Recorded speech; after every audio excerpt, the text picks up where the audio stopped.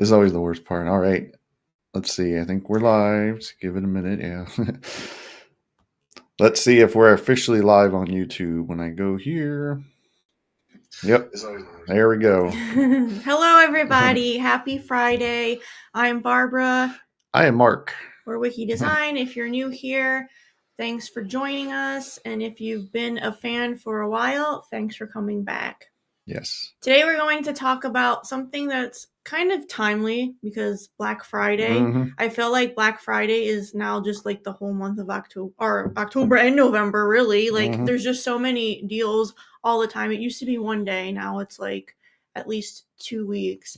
But we want to talk about things that are costing you money in your business. This is something that we're pretty passionate about. We like to, at the end of the year, evaluate our expenses and see if there's anything that we can get rid of, if there's anything that we're using that's just not really doing it for us anymore. So we thought that this was a good topic. But there's a lot of things that people do in their business that are costing a lot of money, and maybe they don't even realize it. Yeah. So that's what we're going to Brian's talk about here. today. Yep. Hi, Brian. Nice We're to starting see to get you. our Happy little Friday. regular crew here. Canine Striker, is that what it is? Yeah. Yes. Hello. Nice to see you. Yes. So yeah, at the end of the year, this is something that I love to do. I love to save money at the end of the year. Whereas I know a lot of people, we're going to talk about later, like spending money. A lot of people spend more money at the end of the year getting like new stuff. We kind of do the opposite. But we are going to cover that later, like the Black Friday stuff. And this isn't to say that you should never spend any money. That's ridiculous. If there's something that you can buy, a tool, a product, a service that's going to help you save time, help you do things more efficiently, by all means, do it. But we're going to get into kind of how to approach that. All right. So the first one, so this is as if you're running the business. And what is it? It's overcomplicating the project. So this is going to be like an indirect way that you are wasting a lot of money. And what's the very first one is calls to have calls. To have calls. Yep. This is something that I'm sure if you've ever worked a corporate job, you've dealt with, but it happens if you run your own business too and you deal with clients. There's people that love to have calls just to talk. There's no agenda, there's no action items, and these calls are costing you money because in the time that you're spending having these calls, you could be working and moving that project forward. Obviously, we're talking about this from a web design and development standpoint, but this applies to any business. And I'm sure that, like I said, if you worked in a corporate job like Mark did for 15 years. Well, I remember I ran the numbers. I don't know exactly what it was, but I used to have calls every week, multiple times, like scheduled calls. And I ran how many hours? Do you remember what it was? It was at least 20 or 30 hours a month that was just literally wasted on just corporate calls. Like, think about that. And like, he oftentimes wouldn't say, I would say anything. Yeah. He would just say hello at the beginning. I would just play on my phone. I would just play on my phone or read Facebook or something. I'm like, yeah. So that's what makes me laugh. When you work at a corporation, you're wasting so much time. And I think that some business owners think that like they have to have calls all the time because it makes them look professional. But at the end of the day, if it's a waste of time and you're not getting anything done, eliminate that because time is money. And if you're wasting too much time on calls where you're not getting anything done instead of actually working on the project and moving it forward, then there's no point. It doesn't make you look professional. It just kind of annoys everybody because they're like, I don't want to be here. Yeah. So that's mainly when you work on the really large projects or like a corporation. Yeah. Usually we like to work directly with like the client, the decision makers, because we're very efficient. Like that's one thing about working with us. We get things done quick. We're efficient. Yeah. And that kind of leads into the next point is if you don't have a defined process, that's costing you money because the projects are going to take too long and it's going to be just like, what are we doing this week? What are we doing next week? You know, you need to know exactly what to do, have everything prepared, have those action items for the client and for you, and your projects are going to move so much faster. So always have a defined process. And if you want to take a look at our process, we have it in our shop, Yes. the web design bundle. You can take a look at that. I'll leave a link in the description. I didn't put it in there yet, but yeah, we'll leave that in there. We just literally, I go through, I have a whole video. Like, we go through like all the different things that we do and everything. So did I make a video? Yeah. I don't remember if I did. Starting to make too many videos now. The next thing that overcomplicates projects is expecting too much out of the client. So what I mean by that is, like, for example, with web design projects, we ask for content up front. And we need that content up front to build out the website effectively. But I'm not going to expect the client to resize all the images and format the images in a certain way. That's something that I should do as the designer. That's part of my job. And expecting a client to do that, it's nice that they even offer, but of course I'm not going to make them do that.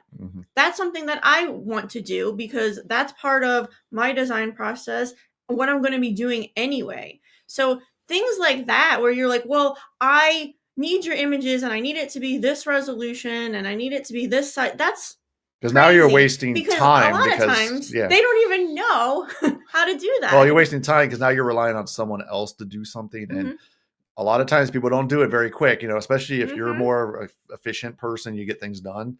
I could give you a quick little story. I used to work at a large engineering company and we had a marketing department that we shared literally right next door. Like, I could see the marketing department and there'd be times where I would need a specific logo or something from this one guy. He had the keys to everything.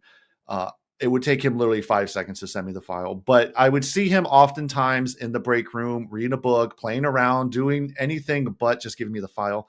It would drive me crazy. Like, so much so. Yes. All right. Let's see. You want to read this? So Brian said, boy, have I made those mistakes. At the end. Expecting. All right. I'm going to start that over again. Boy, have I made those expectation. Why can I not talk today? Oh my God. It's usually me. I can't read, but I'm dyslexic. I think I need another cup of coffee.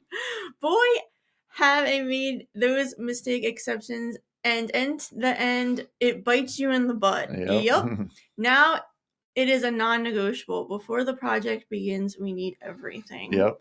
That's how we are too. I agree, because it's also going to make the design better. If you are designing without content, that's not going to be the final design. Content controls everything. Yeah, we're really passionate about that. We definitely we don't get started. Yeah, same thing. Yeah. He's like, I made it difficult. Yeah. No, I'm just like not. It's usually me. I have the brain fart. I'm the brain fart here. I can look at a sentence and just stare at it and not comprehend what the hell I'm really reading. This is what happens with live video, guys. Yeah. All right. So the next topic we're going to talk about that's costing you money is, from a web design standpoint, only focusing on looks. I have a lot of opinions about this.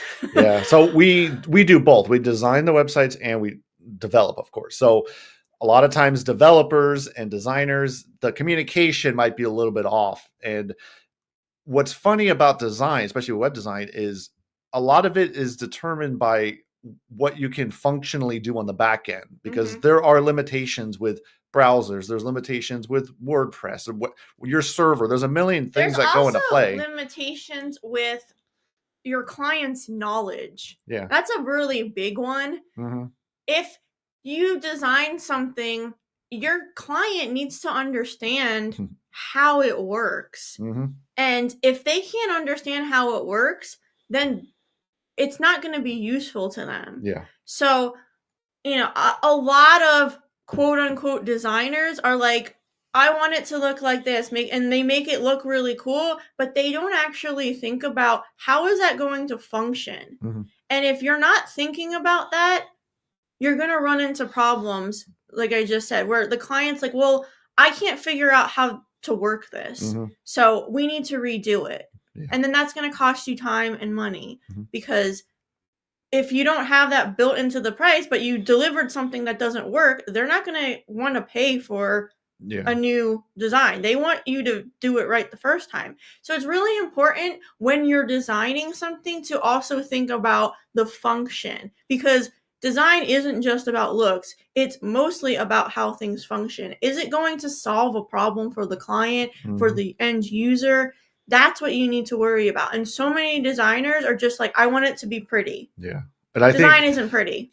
especially if you're starting to build more like complex websites, like with dynamic data and then static data, this is something that you have to make it clear, like up front. Like we've learned this over the years. Like when a project, like if a part of the project is going to be heavily dynamic, clearly state that like out front. Okay, this page is going to be all dynamic. So you can't have it where it's like every part of it's going to look different. It's kind of like template driven at that point. So there's some education there, and we like to talk about that stuff before we even start anything, just so the expectations, like, okay, your website's like a hybrid. You got some static and then you have some heavy dynamic stuff. And when you think about the development of things, design actually gets a lot easier because you can develop something to make it more streamlined, like using templates, using dynamic content, pulling things in so you're not having to go in and edit in multiple places to edit the same thing. But if you're not thinking about that and you're just thinking about, oh, I want it to look a certain way, you're going to waste so much time trying to figure out how to achieve this look. Yeah. You know?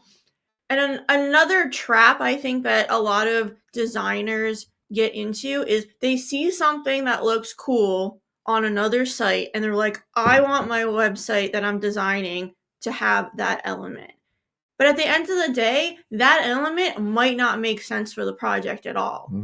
So they almost are forcing it into the project, trying to figure out a way to make that cool element stand out, but it actually serves no purpose. Yeah. So you're wasting time by doing that. So it's really to think about the content, get that content up front, and then evaluate that content and figure out ways to design around that content and make it functional for the client and for the end user. Yeah. Everyone likes shiny things. Yes. We love shiny things. And look, there are so many sites that I look at and I've made tons of videos on where I'm like, that is cool. I want to learn how to do that. There's nothing wrong with like practicing and learning how to do things. But when it comes to like client projects, I take a very different approach. Sometimes I can add those cool things because it will work. But a lot of the times I'm like, yeah, that's just, it's not gonna function for the me way. Being like more heavily developer driven, and I could do like some cool like 3D animation type of stuff. My rule of thumb is like, if I can't come back to this project in like, let's see, a year's time and understand what the hell I did today, I won't do it. So that's something I've learned over the years. If it's like a very like hacky way to do something, I'm not going to remember how to do it. So if it's not part of like my normal like workflow, I normally wouldn't do it. So I definitely have learned that, especially when it comes like animation stuff, because that stuff can change, and the way you do it now might change later. But I don't know. It's another point that I just thought of. Documentation is very important. That's why I make YouTube videos a lot of times. Like, yeah. If you can't remember how to do something, you're going to have to go back and figure it out. So document everything. That's going to save you tons of time, which then... Well, a great example is literally the video I released yesterday. It was about, you could do this cool like CSS hover card effect. And I was like, okay, I'm not going to remember how to do this. I will document it. So if I could document it, that's a good way to do it. But that's like a little secret of mine that people don't believe me. I literally just built that for a client. And I'm like, you know what? I'm going to forget how to do this next week. So let's do it. And it's cool. So check that video out if you want to learn how to do some cool hover effects in Elementor. Yeah. I'm all big on, it's literally 2 lines of CSS code. So I definitely found a real easy way to do that. So, okay. Is that it for?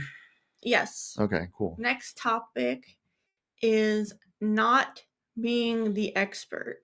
What I mean by that is people give the client too many decisions, and you have to remember they hired you to do the job. So you need to step into the role of expert and say, this is the way that I think it needs to be done, and just do it for them. Don't give them so many decisions to make, because what ends up happening is they get decision paralysis or decision fatigue.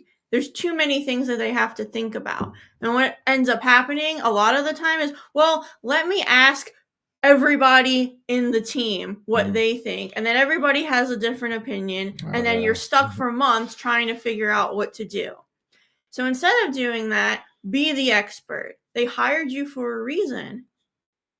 They want you to do the job. They want your expertise. So obviously they're going to have feedback and make pushback on some things, but you need to step into that role of an expert and tell them, this is my personal expertise. I know what I'm doing. This is how I think things should be done. Do it for them. And then when they have that feedback, you can discuss that. Your revisions, if you step into the role of expert, are going to go down significantly. Let me give you an example. We used to, for our branding projects, send 3 different options for a design.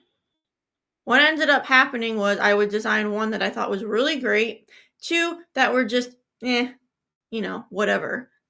They would always end up trying to combine all 3 designs or picking the one that I didn't like the most, and the project would drag on for a lot longer. Now we cut that one concept.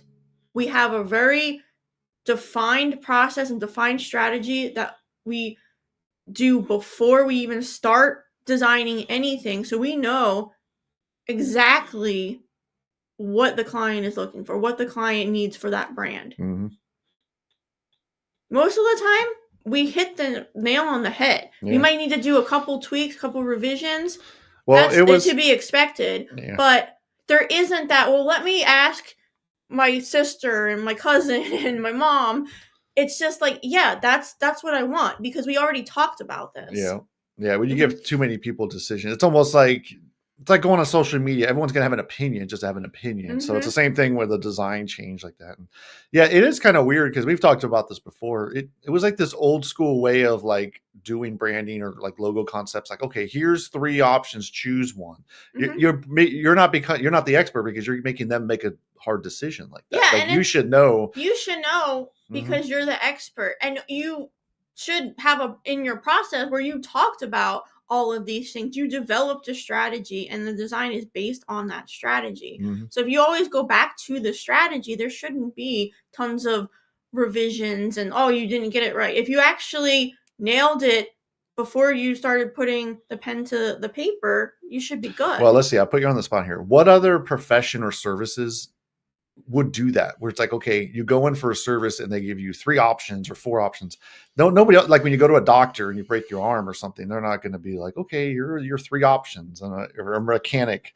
I can't really think of any other service that like does that, where it's such a weird thing. When it comes to anything creative, I think it's just like a confidence thing. A lot of the time is, a lot of people they're not confident that they are good enough to do it.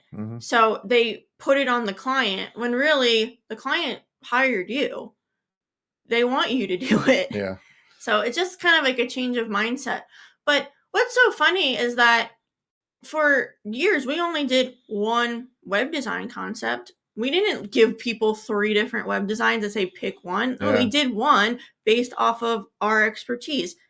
And people were like, I know. I used to switch, maybe switch this image out or change this line of text. But for the most part, it was set. The design was set, and they were happy with it, because we had a process that defined exactly what the client needed. So for whatever reason, we weren't doing that with branding for a very long time. We just kind of started to do it like a past. I know, before I met you and you ran the business, like doing websites for that big engineering firm.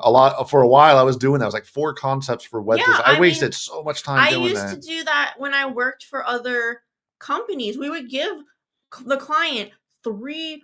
This is back even before like XD was a thing. 3 Photoshop web designs, and then they would pick the shittiest one, the one that we didn't like. That's always how it went. When we should have just did one, and that was it.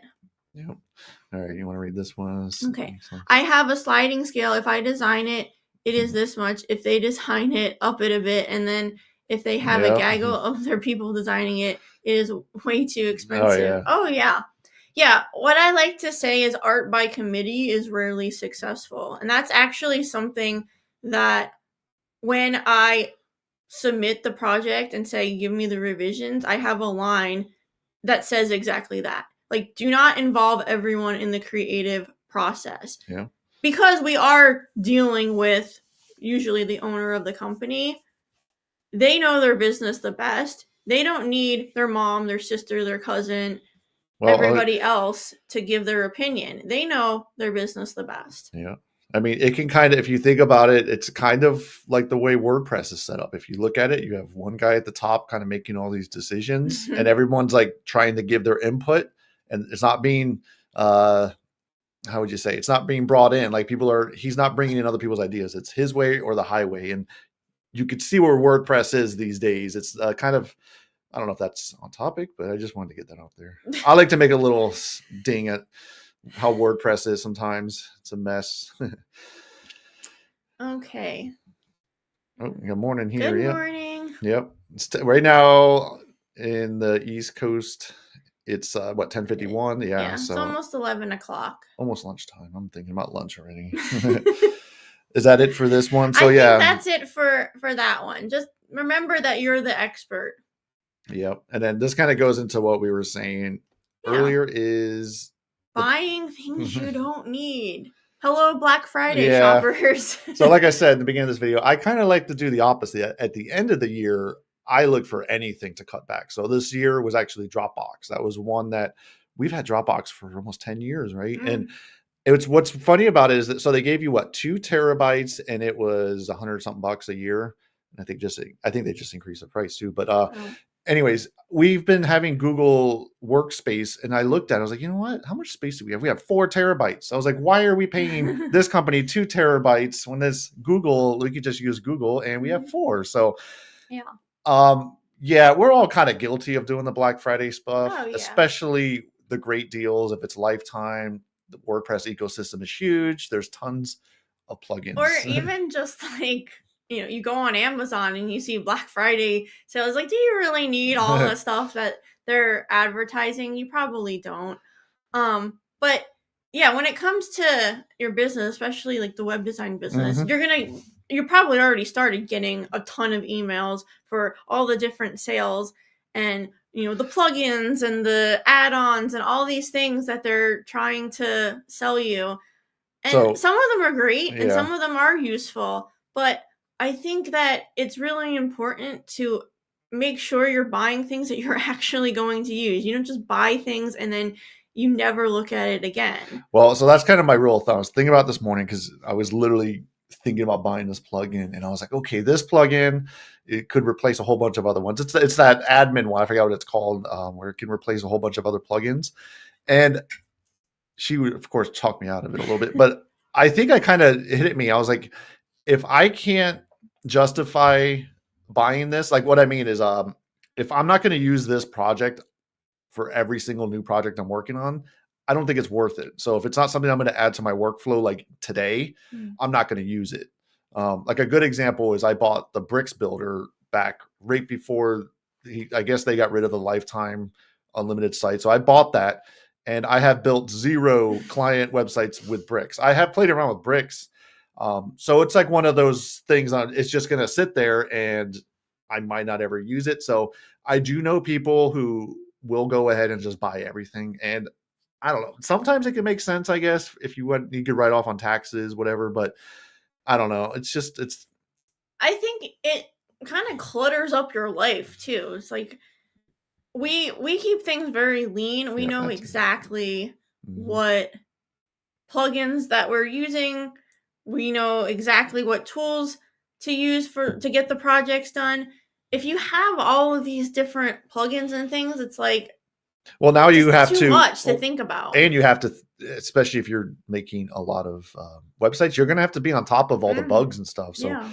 like I tell people, 9 out of 10 times, our websites is literally just Elementor Pro, and then if I need specific things through Crockleblock to make Elementor, more complex and functionality when it comes to dynamic stuff, that's really about it. There's no other like weird plugins I have.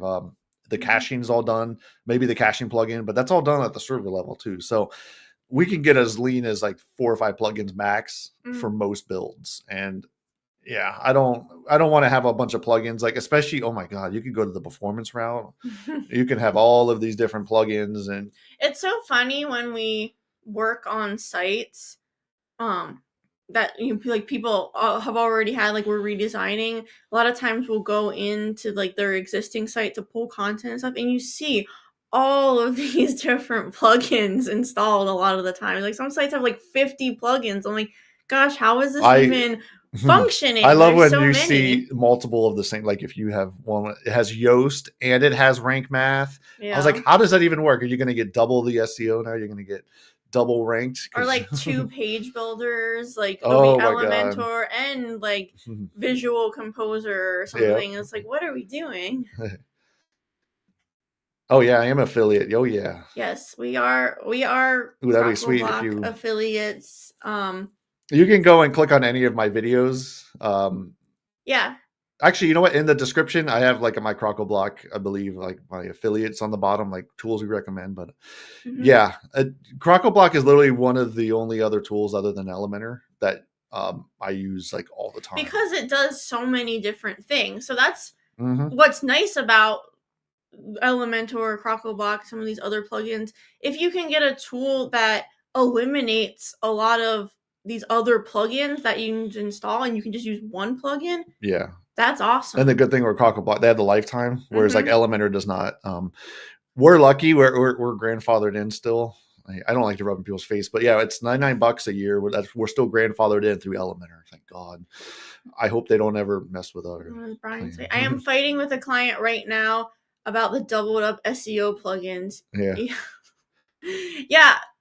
Do they think that like one is going to do something different than the other? Or? I'm thinking maybe sometimes what happens is certain ones can do certain functionalities. Like I don't know if Yoast has like breadcrumbs, for example, like whereas all-in-one SEO had a good breadcrumb system. So they might use it for that. But then you could easily have one overwrite the other when it comes to, oh God, yeah, that's, and a lot of times it's also multiple marketing people come in and they're like, no, I only use rank math. A lot too. And, or they don't know, how, I don't know how to use rank math, so I'm going to install Yoast, and then you end up with all these plugins. So when you're hiring people to do certain things, maybe I think that's to ask, like, what do you use? What tools do you use? I have this. Yeah. Are you going to be able to work with that? I think it's mainly the marketing teams. They install this crap. Like one of them is like the Monster Insights, and it's like this huge plugin just to add your Google Analytics code. And I was like, oh my God, you could just add like a code snippet. You could literally just edit your functions file. There's so many other better ways to do it. Because I don't know about you, every time I log in and there's all these pop-ups come up, I'm like, no. And it makes the dashboard, the WordPress dashboard, so slow. Oh yeah, for sure. Yep. So yeah, she hired a couple of young pups that are talking to her and all kinds of stuff. Oh my God, yeah. Yeah, it happens. Yeah. Unfortunately, people are gonna do what they're gonna do, and you can try to talk them out of it. Eventually they learn. Yeah. Like, because they start wasting a lot of money on not getting any results. Monster. Yeah, I don't even know what the hell that thing is. Like, I know it's part of like all-in-one SEO. It added that crap, and it's like Google Analytics code. It's so bloated. Like, I'm so glad when it comes to the SEO plugins. We talked about this, Brian, on our stream. That Slim SEO, I'm all in on that. And then the independent analytics.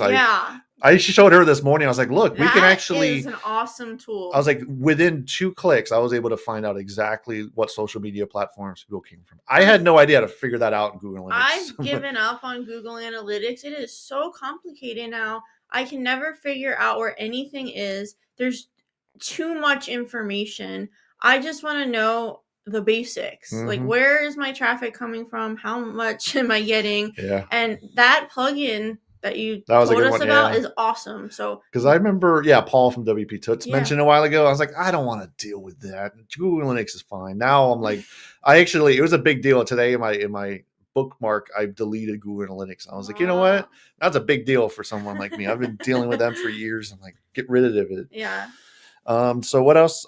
Just don't buy things you don't need. Just do some research before you do your Black Friday shopping to make sure that it's something that you're actually going to use, actually need, is actually going to be beneficial. Yep. All right. So the last one, is this the next one? Is the last? Yep. So Last spending on the thing wrong is, things. you're spending money on the wrong things. A lot of people will blindly throw money at things without having a plan in place. For example, I want to do a Facebook ad. I'm going to throw $1,000 at a Facebook ad and see what happens. More than likely, nothing's going to happen. It's not going to move the needle because you have to have a plan in place in order to get any good results. I see so many people just like, oh, we're going to try this, we're going to try that. And it's like, well, have you even thought about like a marketing plan before you just blindly throw money at these tools that everybody's telling you works? It's not going to work unless you know what the plan is. So I think that's really important. Before you spend any money, have a plan. Figure out what the goal is. Is it to have people pick up the phone? Is it to have people buy a special product on your website? You need to figure that out, and so many people don't. Could you also be like, think of it as like a negative feedback? So instead of saying, okay, I want to get a Facebook ad, I want these many clicks, is it also good to think about it as like, okay, if nothing happens, this is my next plan, right? Do people not even do that part? Because that's whenever we do something like this, because we have played around. I'm like, if we don't get anything, I'm going to pull back or do this other thing. Do people think like that, or is that just a me thing? I don't know. I don't know. I think a lot of people just are like, well, I heard that this works, so I'm going to try this, but then like they don't really know what they're doing because these things are complicated. Like if you don't understand how Facebook or Instagram or Google Ads works, you're going to throw your money away. Yeah. And that's why we don't really mess with any of that stuff anymore because we really don't know what we're doing. Yeah. So I feel like if we ever did, it would be something that we would want to learn about before or hire a person that really knows their stuff in order to help us. But I think so many people are just like, yeah, that sounds good, I'm going to do that. And then they spend a lot of money in some cases and they don't get anything out of it. So, it kind of goes into my next topic is like, what are you getting for your money? Is it worth it? If you hire a social media person to do your social media, what are they actually doing for you? Well, some people hire social media people to post for them and manage all that, and that's great. But like, if they're not actually doing anything, then that's a problem. So I think you really need to be specific when you are looking to hire somebody to say like, okay, what is it that you're going to do for me every week, every month, every 6 months, whatever it might be. Like, and if they don't have an answer to that, that's a huge red flag. Some people are just, they're too trusting, I think, and maybe it's because they don't know enough about certain things. Well, it's really hard to also know where you shine the best. Like right now for us, the best platform is this YouTube. I met a woman yesterday. A lot of her leads come in through Facebook. And so I was like, wow, people can still use Facebook, for like a strategic way. So I think it's important to figure out that first, like kind of where your audience is. Yeah. And that goes into branding and having a brand strategy. If you are in a certain industry, your clients may be on Facebook, but they're not going to be on YouTube. They may be on Instagram, but not TikTok. Like there's so many different platforms now that you have to think about. And I think it's really good to focus on like one or two versus trying to spread yourself thin everywhere. Yeah. Because one, it's too hard to manage all of those platforms. And I think that you're not going to get enough out of it if you're spread too thin. But if you just focus on the people and the one platform where they're actually interested in your stuff, then So I much think better. I'm going to go public and say I hate the LinkedIn platform. I think LinkedIn is one of the worst platforms now. So installing that Google or that independent analytics, I really got to see where the social media traffic's coming in. It's Reddit and YouTube, and those are two properties that are basically run by Google. If Google's like heavily promoting Reddit stuff. Yeah. I post all the time on LinkedIn if you follow me, and I'm even doing this on LinkedIn right now. But that traffic is bringing in nothing. So I'm trying to get people onto our website, and it's not going. Like there's something wrong. Something is clearly wrong with LinkedIn. It's filled with nothing but bots, spammers.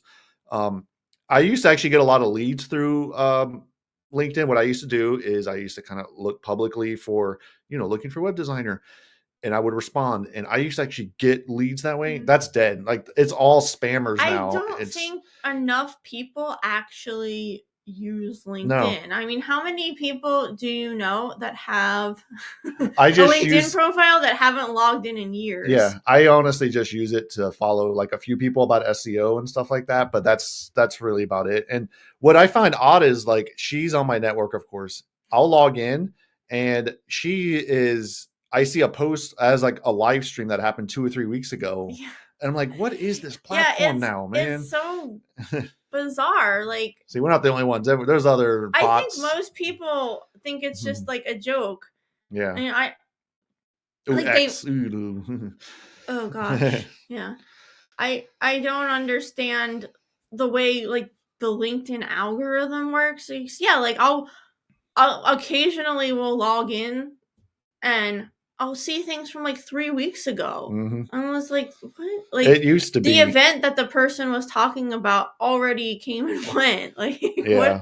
what are we doing, LinkedIn? So I think it's definitely a platform that I don't know. I built it up and I'm like, I don't want to like walk away from it because I can still get leads. But yeah, there needs to be like a better professional network because it's literally just been filled with bots and Yeah, it's and so crazy. I know that he has, like he said, he used to try to find leads on LinkedIn. It was good for a little bit, but so many people have said, yeah, I posted something publicly and then people started spamming me with messages, calling my phone. Somehow they get their phone Oh God, number. yeah. Like and they wouldn't stop to the point where the person had to take the post down because they were getting harassed. Yeah. So something needs to be done Yeah. about I it. honestly, I mean, I know what the problem is. A lot of people in other countries, they're hurting bad. They're hurting bad for work and they're desperate. This is what I hear all the time. So LinkedIn is not the profile or the platform for me. So yeah, that's cool. Yeah, I just wanted to rant about LinkedIn. I don't know where to go anymore. I definitely not doing Twitter. I actually opened up a Blue Sky just to see what it was about. I'm not going to use it, of course. I'm like, I feel like I'm done with social media. I'm like, all of these new social media platforms are going to be gone in like 6 months to a year. yeah, Like nobody's going to use them. It's just like the hot new trend right now, but at the end of the day people are going to get tired of it. yeah. All right, was there anything else on the spending on here? I would Yeah. just say before you hire a person to do anything for you or you purchase a product or service, make sure that it's actually doing what you need, and maybe define what it is that you really need. Like getting to the top of Google is not a really good strategy. No. What you want is more business. You want more people to pick up the phone or go and buy your products. Getting to the top of Google isn't necessarily going to get you there. So just keep that in mind. Have that plan in place and then make sure that the person or the product or whatever you're doing and spending your money on is actually going to get you there. Yeah. Yes. Yeah, that's another thing too. Yeah, you could go on social media and Social waste media so can much be a time. serious waste of Yeah. yeah. So back in 2020, I got so tired with social media, I deleted all of my personal social media accounts. We just have the YouTube channel, obviously. We have our LinkedIn profile, which I never even go on. I know that these feeds automatically get posted to LinkedIn, but I like literally never check it anymore because it's, like we said, a joke. And we just have our select business stuff. Not missing anything. Mm-mm. It is a waste of time. It's all Like, noise. Well, we talk about this all the time. It's just because there's a platform, not everybody deserves to have their voice heard. That's what I hate. And this is a big thing. I had a conversation with Paul WP Toots. He engages sometimes with the negative comments, and I told him, I was like, dude, just block everybody that doesn't give positive feedback. Don't engage with trolls or negative feedback. Just block the person immediately because you're giving them literally a platform to talk. And I'm like, you're just kind of feeding the beast. Like you want to just eliminate it because it's your platform. Like when it's your video on YouTube, you have the power to be like, we don't need this negative energy in here. Just delete, block. Yeah, there's a difference, to be clear, between like constructive criticism and just being an asshole. Like if you say, hey, like, can you turn the volume up a little bit? Like I couldn't really hear you. That's constructive criticism. That's not being a troll, so that's totally fine. But if you're just writing stuff to be a troll and just to be mean, like we have no time for that. You're gonna get blocked. Yeah. So yeah, word of mouth still works perfectly. Yeah, that's honestly a lot of it still word of mouth. That's like the main thing. It like my little LinkedIn strategy used to be maybe, I don't know, which almost like 25%. It's now down to like 0. So I thought that was interesting. Yeah. I think I'm getting probably more. Yeah, definitely more out of this YouTube. Like just doing a live stream was more than I would ever get on a LinkedIn or anything. So I find the live streams to be so much fun. Like I'm really enjoying doing the live streams. I wasn't sure how I was gonna like it at first, but once we started doing them, I'm like, oh, this is fun. Like I love how people are in here interacting and we're all talking about the same struggles, and a lot of us, can relate to each other. I think it's really cool. And I think more than ever, we need community. We need good community because there's so much noise. Well, if you want to think about it like long term, I mean, this is the content that people are going to want. They want to actually hear humans, and because we get into the AI stuff, and it's like this is what these algorithms are going to want is human beings talking and not AI avatars and all this crap. So until we get the AI avatar on the screens, we'll be good for a while. But yeah. All right, I think that was pretty much everything. So at the end of the day, just don't buy things you don't need. Of course, I'm on the fence right now buying a computer. I was like, I don't really need a compuber, but tax write-off would be that good. New Mac Mini. Yeah, I think so. It's really cool. I'm on the fence. I don't know. I'm like, it'll be a good little tax write-off, but I don't really. You don't really need it. Yeah, I don't think that it's gonna benefit your life too much, but it is cool. If you haven't seen it, the Mac Mini is pretty awesome. Yeah. Well, what I like is it's just so small. I'm like, I just can't get over that. A little tiny. It's like just a little bit bigger than the Apple TV. It's wild. All right, cool. I think that's it for today's live stream. We just jumped on here. Yeah, thanks for everyone that was it one last thing. I was gonna do live stream, but just didn't want to get sued for making people go blind. Oh my gosh. I'm sure that's not true. Yeah, like what Brian said. Yeah, just do it, and don't be afraid. Yeah. The worst thing is like, does the damn thing work? Does the audio work? The little technical things is the only thing I think about all the time, But yeah. All right, cool. I think we're out for the day. So have a good weekend. Everybody have a good weekend. Thanks for joining us, and we'll see you soon. All righty.